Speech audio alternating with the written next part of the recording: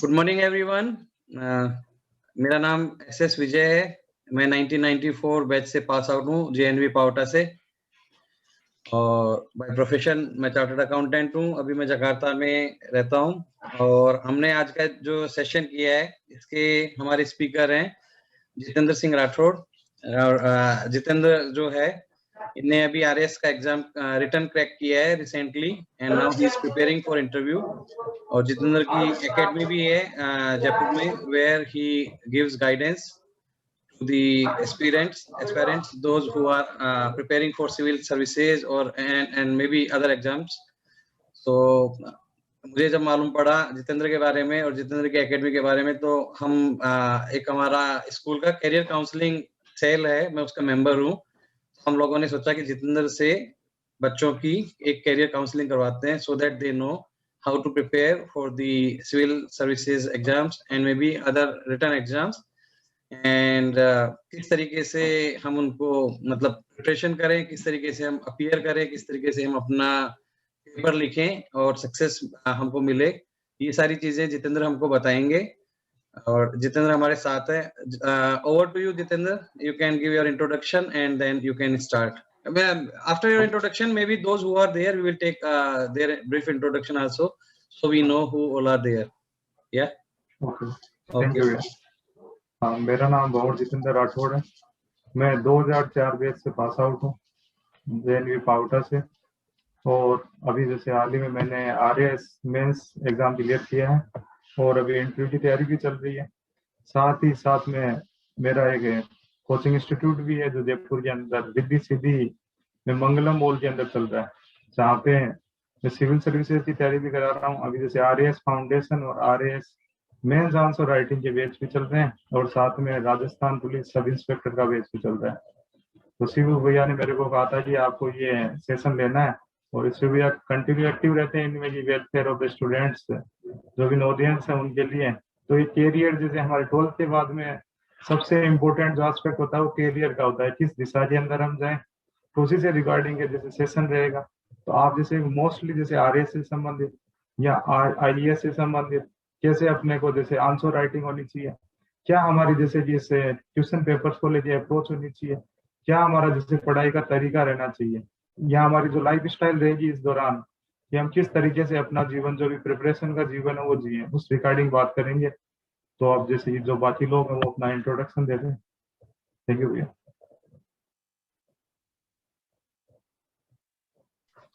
Jitendra and हमारे अभी can I speak?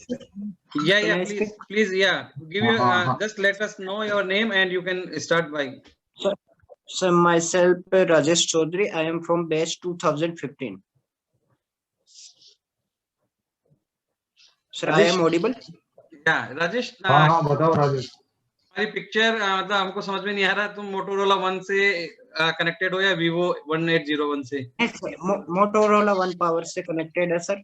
Okay, अगर चाहो तो रीनेम कर लो अपने इसको फॉर दिस सेशन। अपना इसमें राइट क्लिक करके रीनेम कर लो राजेश 2015 बैच करके। थोड़ा और बताओ अपने बारे में। Sir I have tried but I can't. It's okay, no problem.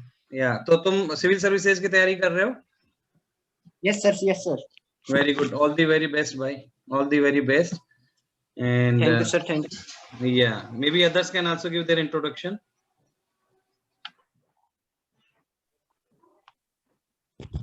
Good morning भैया, मैं विजय 2014 बैच से हूँ,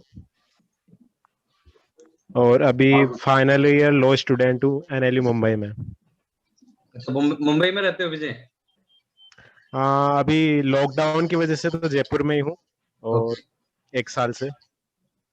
मुंबई में क्या कर रहे अभी हो? क्लासेस मुंबई में एलएलबी कर रहा हूँ मैं एनएलयू मुंबई से। Okay, very good.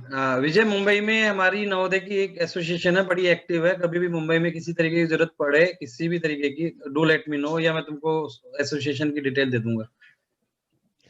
ओके भैया, थैंक यू। हमारे नवोदय वाले बहुत एक्टिव है मुंबई में। श्योर भैया। Okay, who else? वीवो 1801।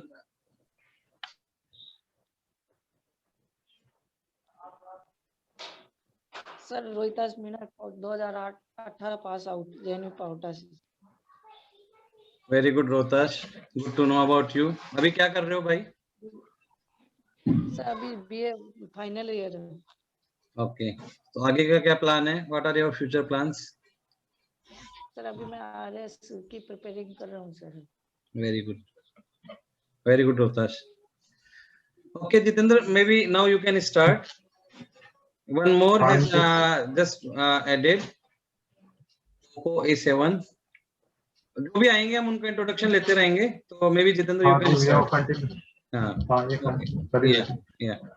बेसिकली अपना ये जो अभी सेशन रहेगा एजुकेशन की, अपना 12th के बाद में जो भी कैरियर किस प्रकार से बनाएंगे, मोस्टली सिविल सर्विसेज के अंदर। तो आप लोग जैसे बेसिकली तैयारी कर रहे हो, जैसे ये राजेश 2015 से, विजय 2014 से, रोहितास 2018 से बेस से। तो आरएएस से रिलेटेड या आईएएस जैसे कि जिस प्रकार से अपने को तैयारी करनी है, या जैसे कि एक जो पीएसआई का भी एग्जाम है उससे संबंधित आप तैयारी से कुछ भी जैसे आपके रिलेटेड जो सवाल हैं वो आप जैसे कि मेरे से पूछ सकते हो। और जैसे ये अपना तैयारी रहेगा कि कौन कौन सा हमारे को स्टडी मटेरियल रहना चाहिए, उस मटेरियल को हमारे पढ़ने की जो अप्रोच रहनी चाहिए वो किस टाइप की होनी चाहिए, तो उससे रिगार्डिंग हम जैसे ये बात करें। सिविल सर्विसेज का आपको ये पता ही है कि इसका जैसे हमारे जैसे सोशल लाइफ में क्या रोल है, या हमारा जो कैरियर अचीवमेंट्स है उसके अंदर क्या रोल रहता है। ये बेसिकली जैसे जो भी सिविल सेवा की तैयारी करता है उसको ये पता रहता है, या हम जैसे इन चीजों से अट्रैक्ट भी होते रहते हैं कि हमारे जैसे स्कूल के अंदर कभी कोई कलेक्टर आए होंगे या वो एसडीएम आए होंगे, या हम जैसे कि पुलिस की जो सर्विसेज है उनको देखते रहते हैं, चाहे मूवीज के थ्रू देखें या हमारे आसपास के एरिया में हम उसको देखते हैं। तो वो हमारे को क्या मोटिवेट करती है, वो चीज मोटिवेट हमारे को वो कर देती है, हमारा जैसे कि उसको मूव कर देगी वो चीज, आपको इस तरफ जाना है। उस जाने के बाद में हमारा जैसे एक लक्ष्य तय हो गया, लक्ष्य तय होने और हमारी जो तय होना, यानी एक सपना देख लिया हमने, सपना देखने और हमारी जो ओरिजिनल पोजीशन है अभी हम कहाँ पे खड़े, उस दौरान के जो बीच की जर्नी है, आपको लक्ष्य पाना है कि आपको लक्ष्य पाने में हम लोग मदद कर सकते हैं, आपको जैसे बेहतर गाइड करके कर सकते हैं, और कि आपको किस प्रकार से कि आपका बेहतर रास्ता कौन सा, सबसे शॉर्टेस्ट वे कौन सा हो और सबसे बेहतरीन वे कौन सा हो। दो चीजें इंपॉर्टेंट होती है इसमें। तो ये दोनों चीजों से संबंधित जो भी जैसे कि आपके सवाल, आप जैसे जो क्वेश्चंस पूछेंगे, तो जी बेसिकली जैसे कि कुछ चीजें हमारे को ऑलरेडी पता होती है, कुछ चीजों से रिलेटेड हमारे सामने इश्यूज होते हैं कि मेरे साथ में ये प्रॉब्लम है, या कि किसी भी प्रकार की जैसे कि तैयारी से संबंधित, या जैसे कि इसमें बहुत सारी चीजें काम करती है तैयारी के दौरान। हमारा जैसे सेल्फ मोटिवेशन काम करता है, हमारा जो इमोशनल इंटेलिजेंस होता है वो काम करता है। दो चीजें हैं कि पहले आप जैसे कि इंटेलिजेंट कितने हो आप, ये मैटर भी करता है, साथ में हम इमोशनली इंटेलिजेंट कितना है ये मैटर भी करता है। तो दोनों से रिलेटेड जो भी आपके जैसे सवाल हैं वो आप जैसे सवाल करो, तो सवाल करेंगे तो हमारे जैसे बाई डायरेक्शनल वे रहेगा। वन डायरेक्शनल वे में तो क्या होता है कि एक व्यक्ति ने बोला, वो तो चीजें हमारे को जैसे कि यूट्यूब पे भी मिल सकती है या अन्य जगह भी मिल सकती है, किताबों से मिल सकती है। बाई डायरेक्शनल वे में क्या होगा कि जो जो आपके सामने इश्यूज हैं उन इश्यूज पे हम चर्चा करें, उनको जैसे किस प्रकार से सोल्व आउट कर सके, वो ज्यादा बेहतर तरीका रहेगा भैया। ये सही रहेगा भैया? हाँ, तो उस पे जैसे कि आप वो अपने सवाल देखें। एग्री जितेंद्र, तो इसमें यही ठीक रहेगा, तुम अपनी तरफ से कुछ बताओगे और रोहिताश को या विजय को या इनको, मतलब जो भी हमारे अटेंडीज हैं, जो भी आपके क्वेश्चन हो, you can raise your hand and it would be nice if we keep our video on. Audio mute रख सकते हो, लेकिन वीडियो अगर ऑन रखोगे तो फेस टू फेस कनेक्ट ज्यादा होगा।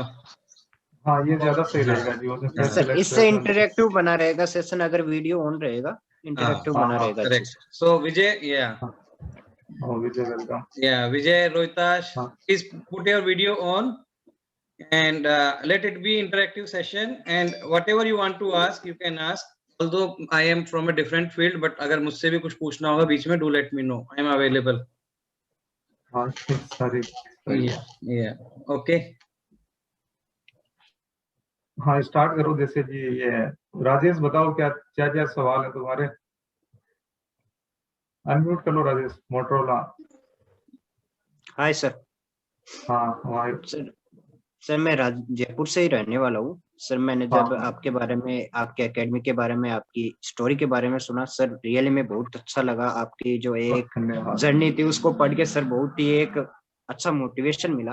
तो सर मेरे को ज्यादा तो नहीं, मैंने जैसे अपने कोचिंग वगैरह ली है तो मैंने ज्यादा नहीं पूछना, मेरे को सिर्फ इस चीज के बारे में वो करना है कि सर जैसे आप कोचिंग चला रहे हो तो सर आपके यहाँ पे क्या फॉर्मूला रहता है कि आप मतलब कैसे गाइड करते हो, तो सर वो ही चीज पूछनी थी कि कैसे आप लगातार मोटिवेट रह के इस चीज में आगे बढ़ सकते हो, तो वो चीज मेरे को पूछनी थी। हाँ, ये बेहतरीन सवाल है ये। कंटिन्यूटी कैसे बनाई रखी जा सके, वो चीज है सर, वेरी इंपॉर्टेंट थिंग। हाँ हाँ, यही है। तो देव को पहले भी हमने शुरू किया ना कि हमने एक सपना देख लिया कि मेरे को इस टारगेट को अचीव करना है, लक्ष्य जिसको बोलते हैं लक्ष्य, एक होता है लक्ष्य जैसे हिंदी में टर्मिनोलॉजी, यानी वो प्राप्त किया जा सका, क्योंकि लोग प्राप्त किया है इसीलिए तो हम इस पे तैयारी कर रहे हैं। हमारे सामने बहुत सारे एग्जाम्पल रहते हैं, कोई व्यक्ति जैसे आईएएस बना, आरएएस बना, या किसी अन्य सेवा के अंदर जैसे हुई या जैसे सीए बने, तो ये इन लोगों ने अचीव किया है, तो हम भी, जब कोई व्यक्ति अचीव कर सकता है तो हम भी उसको अचीव कर सकते हैं। फर्स्ट पॉइंट तो ये रहता है इसमें। फिर हमारी जो जर्नी तय होती है, उस जर्नी इंपॉर्टेंट होती है इसके अंदर, कि हमने जो लक्ष्य बनाया है उसको कैसे अचीव करें। तो जैसे बेसिकली मैं तो ये चीजें रखता हूँ पहले, जैसे कि सबसे पहले जो भी आपका टारगेट है, जैसे आरएएस या आईएएस या पीएसआई से संबंधित 3 चीजों पे जैसे कि मेरा इंस्टीट्यूट चलता है, कि आपको पहले आपको पता होना चाहिए कि आपको पहुंचाने वाला साधन क्या है। जो मीन होता है, एक होता है एंड, एक होता है मीन। एंड पर पहुंचाने के लिए आपके बीच में मीन क्या आएगा, तो मीन्स के लिए सबसे पहले हमारे को जो भी आरपीएससी या यूपीएससी, उसने दे दिया सिलेबस। सबसे पहले स्टूडेंट को याद करना चाहिए सिलेबस, क्योंकि सिलेबस की जो गाड़ी है उसी पे बैठ के ही व्यक्ति वहां तक पार पाएगा। क्योंकि अगर सिलेबस के अकॉर्डिंग नहीं चलेंगे हम, तो सिलेबस से आउट जाएंगे, तो हमने बहुत ज्यादा पढ़ाई तो कर ली लेकिन टारगेटेड स्टडी नहीं कर पाए। और यहाँ पे जो भी ये एग्जाम है सिविल सर्विसेज, वो टारगेटेड स्टडी बेस्ड है, आउट ऑफ कोर्स जैसा इसमें कुछ भी नहीं होता। हम जैसे कि हमारे पास में लिमिटेड टाइम होता है, लिमिटेड हमारे पास में रिसोर्सेज है, और अपनी लाइफ भी लिमिटेड है, और जैसे जैसे अगर तैयारी के अंदर लंबा टाइम देते हैं तो हम ओवर एज हो जाते हैं। तो सिलेबस सबसे पहले, जैसे कि मैं याद करवाता हूँ सिलेबस, कोर्स कोई भी शुरू होगा सबसे पहले सिलेबस याद करो। जब व्यक्ति सिलेबस याद कर लेता है तो जब वो एक्स्ट्रा के अंदर भी पढ़ाई करेगा, यानी न्यूज़पेपर पढ़ रहा है तो सिलेबस चीजें रिगार्डिंग पढ़ाई करेगा, बाकी चीजों को एक्सक्लूड करता जाएगा, क्योंकि एक्स्ट्रा नॉलेज वो सर्विस में जैसे आने के बाद भी प्राप्त कर सकता है, लेकिन जो सिलेबस वाला नॉलेज आपको सर्विसेज में लेके आएगा वो बाद में आप अचीव नहीं कर सकते, उसमें जैसे कि जा नहीं सकते आप। एक तरीका जैसे कि मैं बताता हूँ छोटा सा एग्जांपल, जियोग्राफी जैसे मैं स्टार्ट करता हूँ, जियोग्राफी में सबसे पहले मैं स्टार्ट करता हूँ मैप रीडिंग। आप जैसे राजस्थान का मैप देखो, इंडिया का मैप देखो, या वर्ल्ड का मैप देखो, जब आपको सबसे पहले जियोग्राफी में मैप अगर पता है तो आप उसको डील करना आसान हो जाएगा। जैसे इंडोनेशिया से रिलेटेड ही बात करें, इंडोनेशिया में जैसे सुमात्रा द्वीप हो गया, सुमात्रा, जावा, तो इनके बीच में बेसिकली देख लें क्या क्या चीजें आती है, जैसे सुंडा स्ट्रेट आती है, जावा स्ट्रेट आती है, या सुमात्रा में रिलेटेड क्या क्या चीजें होती है वो पता लग गया। एक तो पूरा जैसे इसे रूट पता लगता जाता है, आगे जैसे सेलेबस सी में पहुंच गए, ऑस्ट्रेलिया में पहुंच गए, या पैसिफिक ओशियन में पहुंच गए, फिलीपाइंस में पहुंच गए, मलेशिया, ये पूरा एक हमारे सामने क्या चेहरा चल, वो जैसे कि चित्र चलता है, जैसे मूवी चल रही है ना अभी अपने सामने, तो वो जैसे भी अपने सामने कोई भी इनसे रिलेटेड क्वेश्चन आता है तो वो अपने को पता लग जाता है। कि मेरे को जैसे कि अभी आया कि इंडोनेशिया के अंदर बाढ़ आई, या वहां पे किसी भी ज्वालामुखी का एक्सप्लोजन हुआ, तो उसको पता लग जाएगा कि ये पर्टिकुलर इसी जगह पे स्थित है। तो जब हमारे यूपीएससी या आरपीएससी सवाल करती है तो मैप रिगार्डिंग बहुत ज्यादा सवाल करती है। मैप अगर पता है हमारे को तो मैप से रिलेटेड वहां की क्या क्या प्रॉब्लम्स है किसी भी कंट्रीज की, किसी कंटिनेंट की, तो वो अपने को पता लग जाएगा। फिर मैप के द्वारा ही हम उसको न्यूज़पेपर में पढ़ सकते हैं। एक जैसे पॉलिटी पढ़ते हैं तो पॉलिटी का जो सिलेबस की पर्टिकुलर कुछ बुक्स है, जैसे एम लक्ष्मीकांत फेमस चलती है, उसके अलावा जो पैटर्न चेंज हो रहा है, जो यूपीएससी आरपीएससी का पैटर्न, वो बोलता है कि आपको जैसे बेरेक्ट पता होना चाहिए। लॉ के अंदर एक होता है बेरेक्ट, तो बेरेक्ट रिगार्डिंग जैसे सवाल ज्यादा पूछे जाते हैं उसमें, तो बेरेक्ट आपको कंटिन्यूअस, जैसे कि मैं यहाँ पे बेरेक्ट याद करवाता हूँ। और जो सिलेबस कि आपका पॉइंट वाइज नहीं चलेगा, बेरेक्ट के अकॉर्डिंग चलेगा, पूरा बेरेक्ट के अकॉर्डिंग ही आपका सिलेबस कवर किया जाएगा। क्योंकि पिछले कुछ सालों के अंदर जो पैटर्न होता है, हमारे को पैटर्न के अनुसार ही चलना होता है। जैसे यूपीएससी का आरपीएससी का जो पैटर्न रहेगा क्वेश्चन आंसर का, जो हर 4 या 5 साल के बाद में चेंज होता जाता है, और अपने को उसी पैटर्न अनुसार जो भी अपने जो करंट से है, यानी मॉडर्न बन के रहेगा। मॉडर्न मतलब एट ए मूवमेंट, जो उनका पैटर्न है उसी के फॉलो करना पड़ेगा। तो पैटर्न बदलते हैं, तो अब जो पैटर्न बनना है पॉलिटी में, वो कि बेरेक्ट वाले जो सवाल ज्यादा पूछे जाते हैं। अन्य जैसे हिस्ट्री रिगार्डिंग जो सब्जेक्ट लोग हैं उनको करंट से जोड़ा जाता है कि आपका करंट में क्या रिलीवेंस है इन चीजों का। एक सब्जेक्ट होता है जैसे इथिक्स, इथिक्स अकेला नहीं पढ़ा जा सकता कभी भी। इथिक्स में क्या होता है कि सभी सब्जेक्टों का मिक्सअप होता है, सभी सब्जेक्टों के जो कीवर्ड्स होंगे उन कीवर्ड्स से अपने को जैसे पता लगेगा कि इथिक्स क्या है, क्योंकि ऑल ओवर जो होता है इकोनॉमिक्स की इथिक्स अलग रहेगी, पॉलिटिक्स की इथिक्स अलग रहेगी, सोशियोलॉजी की इथिक्स अलग रहेगी। तो इन सबको मिला के अपना जैसे कि डेवलपमेंट चलता है उसके अंदर। साथ में एक जैसे मैं ध्यान रखता हूँ करंट पे बहुत ज्यादा, क्योंकि जो जितने भी सवाल बनते हैं करंट का एक बड़ा पोर्शन रहता है आरपीएससी और यूपीएससी के एग्जाम्स के अंदर। और जब अपने को करंट पता होता है, करंट से रिलेटेड हम उनको जोड़ लेते हैं कि ऐसे एफपी जैसे कि केसरी फिल्म आई, तो केसरी के अंदर जो युद्ध था वो जी कब हुआ, 1897 के अंदर ये युद्ध हुआ, हिस्ट्री से उसको कनेक्ट कर दिया। जैसे कोई भी तारीख होती है कि तारीख को कौन सी जैसे रिलेवेंट चीज कब रही है, तो उसको जैसे हिस्ट्री से रिलेट कर दिया। या करंट में जो मैगजीन्स आती है उनको भी क्लास के अंदर पढ़ाया जाता है कि करंट से रिलेट, क्योंकि करंट में जैसे पिछली बार जितने पेपर देखता हूँ मैं, तो पेपर या स्टूडेंट जो पेपर देके आते हैं उनके अंदर देखा जाता है करंट का बहुत ज्यादा बड़ा पोर्शन सवालों के रूप में पूछा जाता है। और करंट को साथ के अंदर जब करंट की क्लास लगती है तो करंट के अंदर ही उसी में पॉलिटी, उस करंट की क्लास में ज्योग्राफी, करंट की क्लास में इकोनॉमी।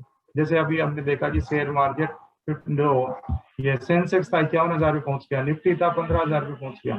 तो करंट में हमारे को ये चीजें पता है, तो उसी दौरान बता दो कि बीएससी का जो मुख्य इंडेक्स है वो क्या है, सेंसिटिव इंडेक्स सेंसेक्स है। जब आप ये उसी दौरान की 15,000 पे निफ्टी पहुंच गया, तो निफ्टी 50 कहाँ पर है, ये एनएससी का जो मेन है, और उसी के अंदर इसको जारी कौन करता है, जैसे स्टैंडर्ड एंड पुअर्स वो इसको जारी करती है। तो करंट में आप बताओ, तो करंट से क्या एक तो वापस बार बार रिवीजन हो जाता है उसका। और मेरा जो बेसिकली जो ध्यान रहता है वो रहता है कि आपकी फॉरगेटिंग कम कैसे की जाए। फॉरगेटिंग कम करना होता है, देखो पढ़ते सभी लोग हैं, एक व्यक्ति जैसे 10 घंटे भी पढ़ रहा है, 12 घंटे 15 घंटे भी पढ़ता है। जैसे आप जैसे 12th पास करके आए तो आपकी कैपेसिटी रहती है 15 घंटे के आसपास। जैसे जैसे आप 25 पेज क्रॉस करते हो आपकी कैपेसिटी आती है 10 घंटों पे, उससे ज्यादा उम्र होती जाती है आपकी कैपेसिटी आती है 8-9 घंटों पे। यानी एज के साथ हमारी जैसे वो करने को घटती जाती है अपनी। तो वो क्या होता है, फॉरगेटिंग ज्यादा बढ़ जाती है, यानी हमारी जो विस्मृति है वो ज्यादा बढ़ रही है। तो बार बार रिवीजन से क्या होता है कि अपनी फॉरगेटिंग कम होगी, और अपने को जितनी ज्यादा फॉरगेटिंग कम होगी, जैसे मैंने याद किया कि मैंने कि 10 सवाल याद किया या 10 पॉइंट जो फैक्ट याद किए, अगर मैं जैसे कि एक कॉमन फॉर्मूला होता है साइकोलॉजी का, आप 75% भूल जाओगे 24 आवर के अंदर, केवल 25% याद रहेगा।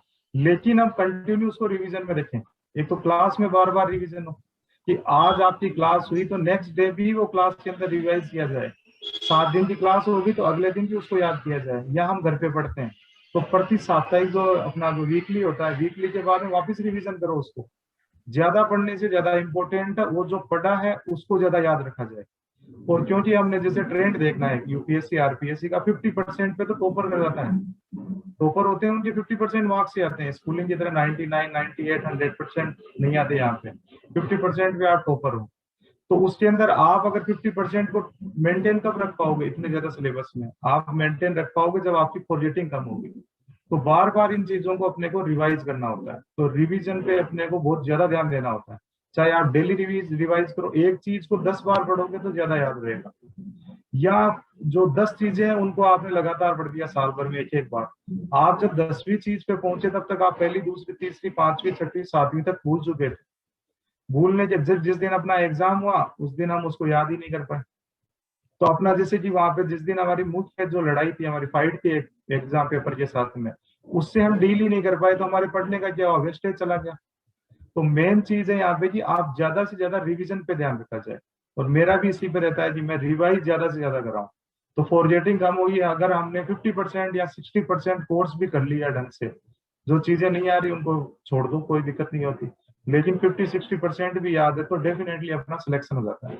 ये चीजें एक होता है जैसे कि अपने को गैप नहीं लेना होता इसमें तैयारी के अंदर। जिस दिन तैयारी स्टार्ट करते हैं तो देखो तैयारी स्टार्ट करो मत, पहला होता है जो अपना लाइफ चल रहा है उसको चलने दो। जिस दिन तैयारी स्टार्ट कर दी, यानी आपका जो साइड का जीवन है, कुछ भी जीवन रहा हो आपका, वो हमारा पीछे छूट जाना चाहिए, या जो भविष्य के सपने हैं वो क्या हो जाने चाहिए, अलग चले जाने चाहिए कि मेरे को ना तो भविष्य का पता है ना मेरे को मेरे पास्ट का पता है, मेरे को केवल मेरा प्रेजेंट पता है। ये मोटिवेशन चीजें करती है आपको। प्रेजेंट में रहोगे तो आप जैसे कि उस लक्ष्य को अचीव भी कर पाओगे, क्योंकि आप उस पढ़ाई से क्या होंगे, बाहर नहीं जाओगे। नहीं हम जैसे सपने देखते रहते हैं, मैं कलेक्टर बन के ये करूंगा, मैं आईपीएस बन के सिंघम बन जाऊंगा, या कुछ बाजीराव बन जाऊंगा, ये ऐसे नहीं होता उसके अंदर। आपको जो पढ़ाई होती है, पढ़ाई अपने को चीजें देती है। और एक चीज देखना, लगातार अगर हम 1 महीने तक पढ़ लिए, उसके बाद में जो मजा पढ़ाई में आता है वो किसी चीज में नहीं आता। जैसे अपने को नॉलेज होता है, कोई भी व्यक्ति अपने से सवाल करता है या हम उन चीजों को बताने लग जाते हैं, तब अपने को एक अलग ही टाइप का आनंद आने लग जाता है। और अल्टीमेट एम क्या होता है ह्यूमन बीइंग का? हैप्पीनेस। जब पढ़ाई में हैप्पीनेस आने लग जाएगी तो टारगेट भी अपना अचीव हो जाएगा। एक बात है ग्रुप से रिलेटेड, कि आपके जो आसपास में ग्रुप रहना चाहिए वो 101% आपकी केवल पढ़ाई वाला ग्रुप होना चाहिए। जो आपके पर्टिकुलर जो टारगेट है, जैसे हम पढ़ाई की बात कर रहे हैं, तो पढ़ाई से रिलेटेड ही आपका 100% ग्रुप पढ़ाई का रिलेटेड होना चाहिए। जो भी आपके जो अन्य दोस्त हैं, जो अन्य फील्ड से रिलेटेड है, जो पढ़ाई के अंदर आपको थोड़ा सा डिस्टर्ब कर सकते हैं, उनको थोड़ा सा आप थोड़े साल भर के लिए, 1.5 साल, जब तक अपना टारगेट अचीव नहीं होता, उनसे दूर, यानी बनने के बाद वापस अटैच हो सकते हैं, लेकिन तब तक उनसे दूर रहना पड़ेगा। क्योंकि अलग व्यक्ति का अलग फील्ड है, आपका अलग फील्ड है, और उस व्यक्ति को तो वो तो आपके साथ में आया, कोई भी व्यक्ति जैसे कई बार आते हैं बातें करने वाले, वो आपका टाइम खराब करके चला गया, क्योंकि इस पढ़ाई की दुनिया में इसको खराब करना ही बोलेंगे। आपका टाइम जैसे 2 घंटे 3 घंटे, यानी आपका क्या, तो माइंड डिस्ट्रैक्ट कर जाएगा, यार इसकी लाइफ तो बेहतरीन है, मेरी लाइफ तो किताबों में घुली हुई है। जैसे डिमोटिवेट करती है ये चीजें पढ़ाई के दौरान। एक चीज जैसे हो जाती है, वो अपना टाइम पास करके चला गया, अपना टाइम खराब हो गया वहां पे। तो आपका जो ग्रुप होना चाहिए वो सभी पढ़ाई वाले रिलेटेड होने चाहिए। फिर आपके जो 24 आवर्स है, आपको अगर सपनों में भी जैसे पढ़ाई याद आनी चाहिए। आप चाय पीने गए कहीं पे भी, तो वहां पे भी जो ग्रुप है उसके साथ में डिस्कशन करो।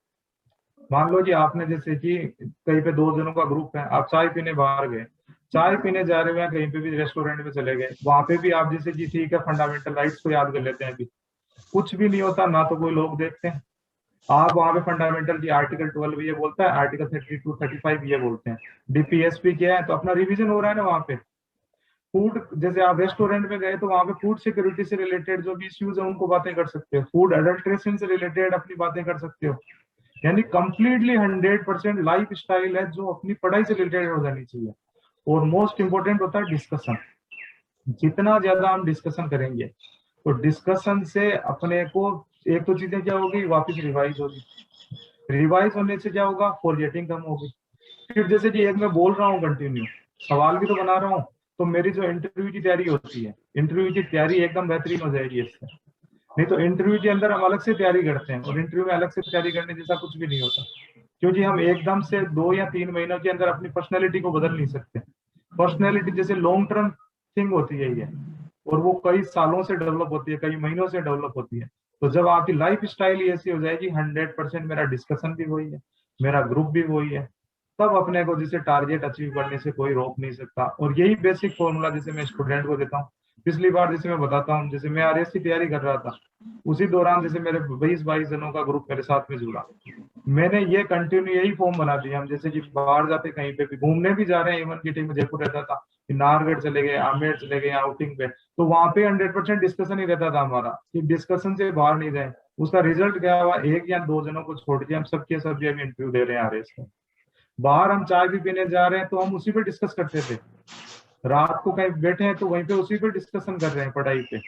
सुबह आ रहे हैं, अखबार खोल लिया कि ये इसने बताया, क्योंकि हर व्यक्ति को कुछ ना कुछ एक्स्ट्रा चीजें पता रहती है, तो ये कंबाइंड चीजें आती है, हमारा परफेक्ट आंसर बन किया जाता है इसमें। वही दौरान जैसे अब इंटरव्यू के अंदर हमारे बहुत ज्यादा चीजें काम आ रही, क्योंकि पिछले 2-3 साल से हमारी लाइफ स्टाइल ये बन गई थी। तो लाइफ स्टाइल में जब ये चीजें आ गई, तो कुछ भी सवाल जैसे कि हेजिटेशन नहीं होता अभी है, फिर हर सवाल को समझना आसान हो जाता है। तो ये चीजें बेसिकली जो रहेगी। राजेश, और भी कोई सवाल है तो बताना, है ना? ओके। नहीं नहीं सर, बहुत ही अच्छा लगा आपकी इंसाइटफुल बातें सुनकर के। सर आपने बहुत ही अच्छे से एक्सप्लेन किया। जो डिस्कशन वाला पॉइंट आपने उठाया सर, रियली हम चाहेंगे कि इसको इम्प्लीमेंट कर सके, इसका फायदा उठा सके। Thank you sir, very very thank you sir. Okay,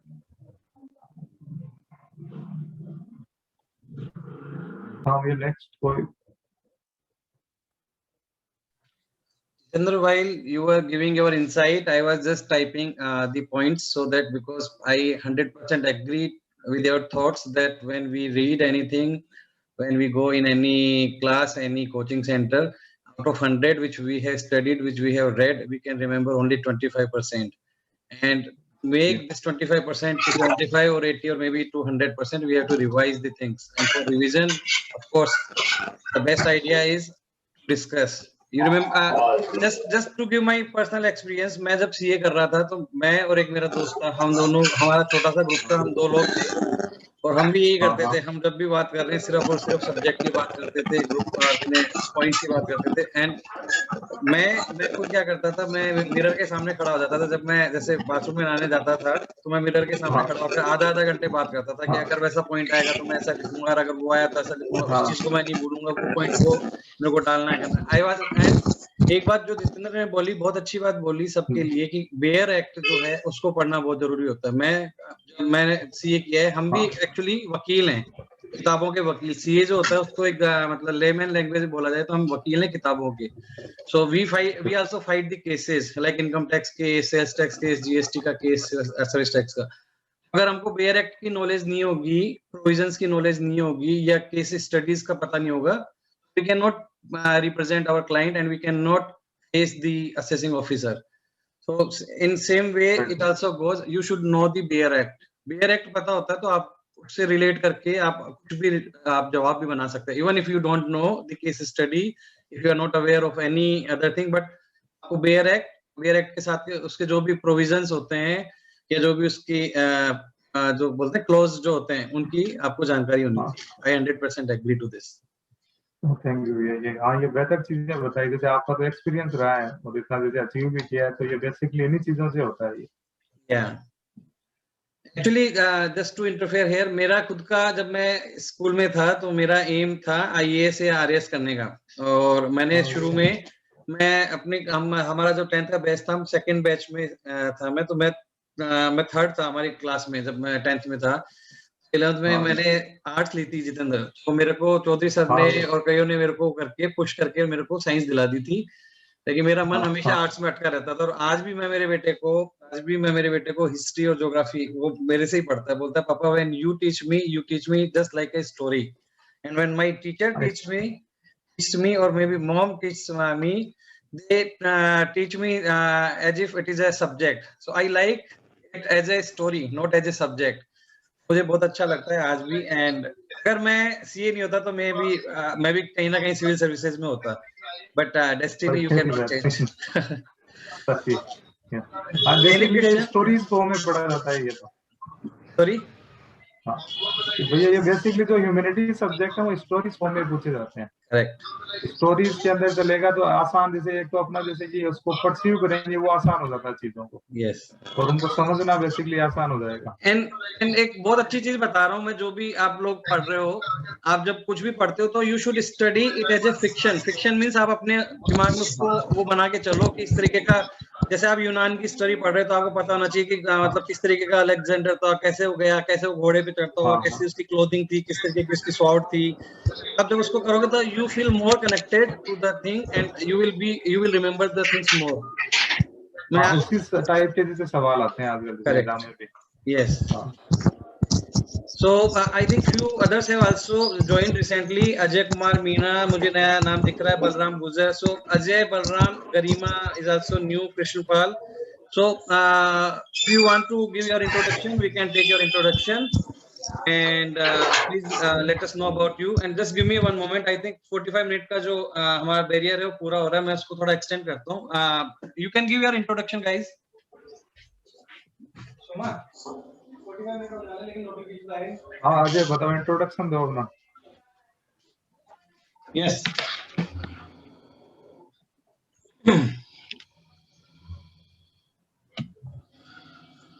नहीं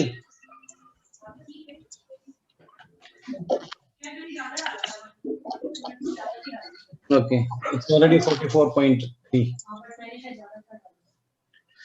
My wife has helped me while I was away, so I was just checking with her.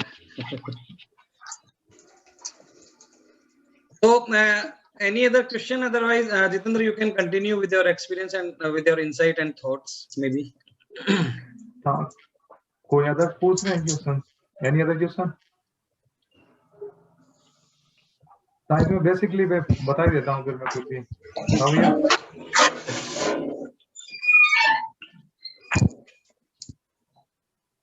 Hello भैया। Yeah, Hello. I can listen you. Yeah, please continue.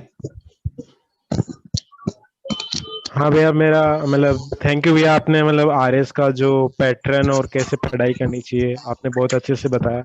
मेरा एक थोड़ा different सवाल है कि जैसे RS का एग्जाम होता है, अभी आरएस 2018 वाला एग्जाम चल रहा है, हाँ तो हाँ ये बहुत लंबा हो जाता है एक तरह से। जैसे 18 अब 21 चल रहा है, तो हाँ थोड़ा जो भी नए एस्पिरेंट आते हैं वो उनको थोड़ा डिस्करेज कर देता है इसका जो ये लंबा प्रोसीजर है।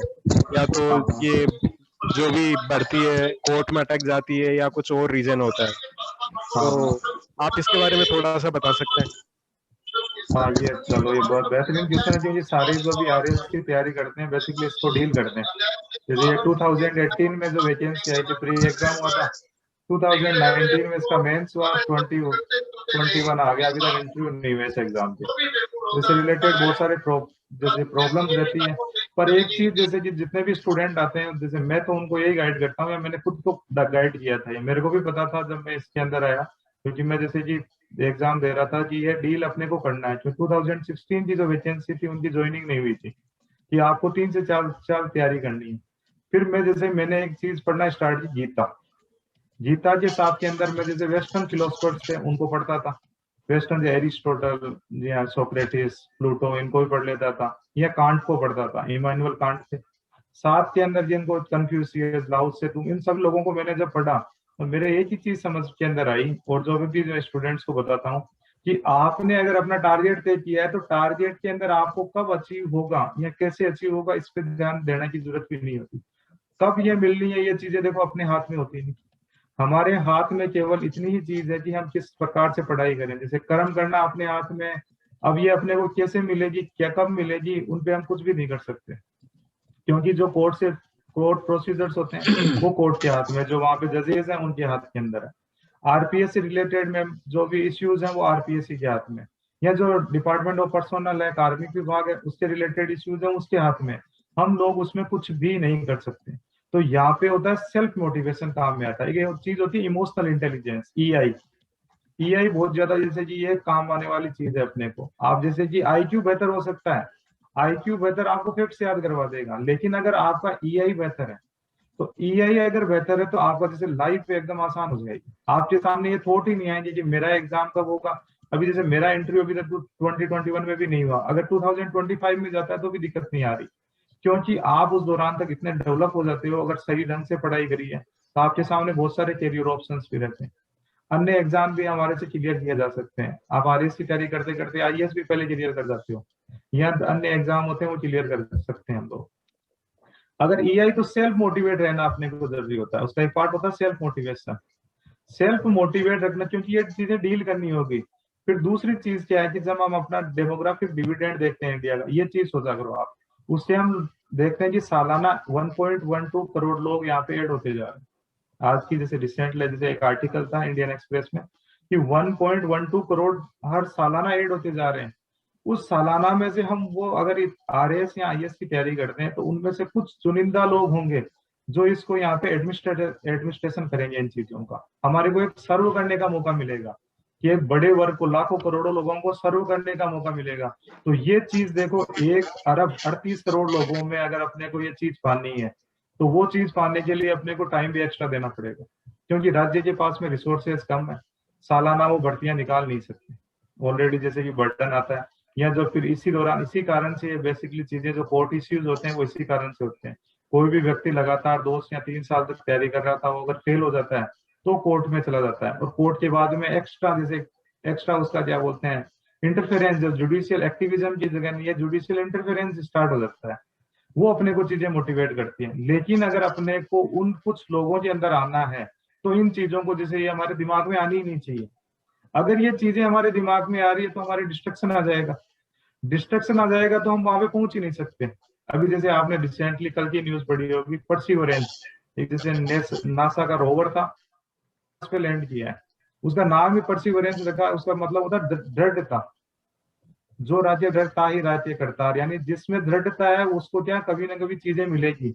अगर पिछली बार जैसे कि अपना वो, जैसे कि एक चांद पे पहुंच ही नहीं सकते, अपना जैसे क्रैश हो जाता, या जैसे चंद्रयान सेकंड क्रैश हुआ था, उसका तो विक्रम रोवर था। तो ये इश्यूज तो देखो हर भर्ती के अंदर रहेंगे। उनको जैसे आरए से रिलेटेड है, तो ये इश्यूज है कि आपको 3 से 4 साल लगने हैं ये, लेकिन उस इश्यूज को सोचेंगे तो हम तैयारी नहीं कर पाएंगे तो हम उन कुछ लोगों में आ नहीं पाएंगे। तो ये सबसे पहले जैसे जो भी आरएएस की तैयारी शुरू करता है उसको ये भूल जाना चाहिए कि मेरे को ये चीज, ये बीच में इश्यूज आएंगे। और दूसरी चीज एक और बताता हूँ, आपकी जो आरएएस की तैयारी रहती है उसमें कम से कम आपको 1000 डेज लगने ही है, यानी 3 साल का समय लगेगा ये, अगर आपका बेसिक तैयार नहीं है तो। क्योंकि वो 5 से 6 लाख लोग फॉर्म भरते हैं, फिर जो पेपर का पैटर्न है उसमें सभी सब्जेक्ट इन्वॉल्व है, आपका अकाउंटिंग भी है, मैनेजमेंट भी है, लॉ भी है, पॉलिटी है, ज्योग्राफी है, इकोनॉमिक्स है, उनको बार बार याद करना है, वापस रिवीजन करना है, हिंदी है, इंग्लिश है, तो इसमें इतना टाइम लगता है। तो जैसे भर्तियां ये कंटिन्यू चलती रहेगी, पर अपने को इसमें केवल अपना परसिवरेंस, दृढ़ता बना के रखनी पड़ती है, ईआई डेवलप कर लेना होता है। तो जिस दिन मेरा एग्जाम होगा, जिस दिन मेरा फ्री होगा उस दिन मैं फ्री दूंगा, जिस दिन मेरा मेंस होगा उस दिन मैं मेंस दूंगा, जिस दिन मेरा इंटरव्यू होगा उस दिन मैं इंटरव्यू दूंगा। बाकी जो कोर्ट में जैसे भर्तियां जाएगी वो कोर्ट का काम है, या फिर जो कार्मिक विभाग ने भर्ती नहीं निकाली वो कार्मिक विभाग का काम है, या आरपीएससी ने अपना एग्जाम टाइम पे नहीं लिया वो आरपीएससी का काम है। मेरा काम केवल पढ़ना है। अगर हम इस चीज को फॉलो करते हैं तो हम उन लोगों में शामिल हो सकते हैं, हमारा जैसे सिलेक्शन हो सकता है। और ये चीज, एक चीज और बताऊं, ये चीज अपने को फायदा और दिलाती है। इसमें जो भी कमजोर जैसे हड्डी लोग होते हैं वो बाहर चले जाते हैं कि मेरे पास इतना टाइम नहीं है कि मैं इसमें टाइम दे सकूं, या 3 साल कोर्ट में चले गए, तो बहुत सारे लोग इसको डील ही नहीं कर पाते। तो अपने को ये जो आरएएस की तैयारी होती है ऑलरेडी बाद में हमारे सामने जो समस्या आएगी बनने के बाद में, उनके लिए अपने को तैयार कर देती है। क्योंकि जो गवर्नमेंट डिलेज है, डिले को जैसे पहले से ही तैयार कर देती है अपने को। तो इसमें दृढ़ रह के काम करना होगा, जो अपने हाथ में नहीं है उसको सोचना ही नहीं होता, तब तो अपना जैसे सिलेक्शन हो जाता है। अगर हम इसको सोच लेते हैं तो तैयारी स्टार्ट नहीं करते। तो ये जो रियलिटी है, और रियलिटी के साथ में ये सेल्फ मोटिवेशन भी एक रियलिटी है।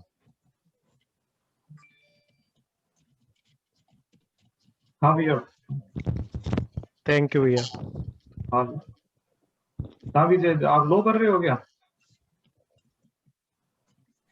हाँ भैया। हाँ, कहाँ से? एनएलयू? एनएलयू मुंबई। हाँ जैसे मैंने भी किया campus law centre Delhi university से, मेरा भी 3LO था हमारे दिल्ली यूनिवर्सिटी के कैंपस लॉ सेंटर है, वहां से लॉ किया है। हाँ, तो ये कंटिन्यू रखो, अगर आप तैयारी करना चाहते हो तो कंटिन्यू रखो। इन चीजों के बारे में सोचना कि जैसे कि कोई रिजल्ट देगा नहीं अपने को, रिजल्ट तैयारी देगी। देखो ये चीज Correct. I will add on here. While I was doing my CA preparations, जो विजय ने बात, सॉरी जितेंद्र ने जो बात बोली है 100% राइट है कि आप कम से कम 1000 दिन का टारगेट लेकर के चलो। अगर आप दृढ़ हो, आप ऑप्टिमिस्टिक हो, और आप में पता ना कि एक लगन है, तो 100% आपको सिलेक्शन होगा, 100% आपको सफलता मिलेगी।